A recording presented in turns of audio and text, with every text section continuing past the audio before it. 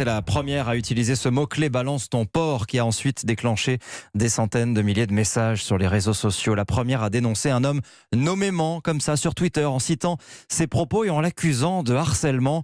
Sandra Muller devra payer 20 000 € de dommages et intérêts, décision de justice dont elle va faire appel et qui suscite beaucoup de réactions ce soir. Écoutez celle de Céline Pic, porte-parole d'Oser le féminisme. Je suis complètement indignée par la décision du tribunal parce qu'on sait qu'il y a un double standard aujourd'hui dans la justice. On peut même parler de justice patriarcale puisque d'un côté, on a aujourd'hui des hommes qui ont des propos extrêmement misogynes, qui obtiennent des condamnations pour leurs victimes qui ont été soit harcelées, soit dénigrées par des propos misogynes, comme dans le cas de M. Brion.